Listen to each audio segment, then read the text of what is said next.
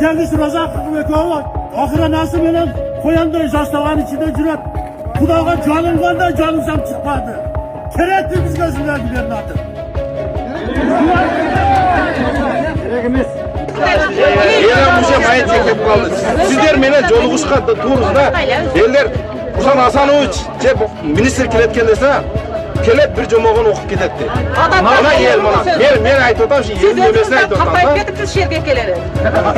Özünüzden katlayıp ketipsiz bir öpüşmede çekmeyin durup da.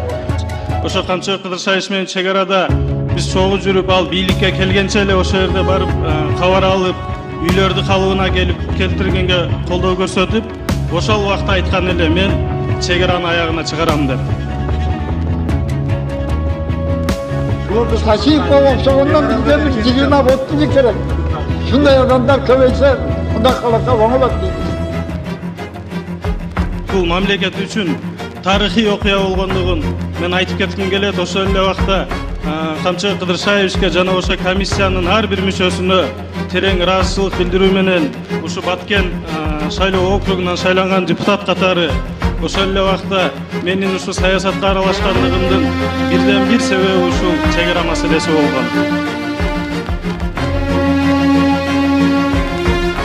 Biz çegarаны толук такташып, макулдашууну бүтүрдүк. Тажик тарап менен. Кудай буйрса, ушул январдын ортолорунда дейбиз, баягына дейбиз, силерге алып келип калабыз. Бардыгы ачык айкын болот. Ачык айкын, ар бир участок боюнча, ар бир айыл боюнча, ар бир жер көпүрө боюнча мен отчет берүүгө даярмын.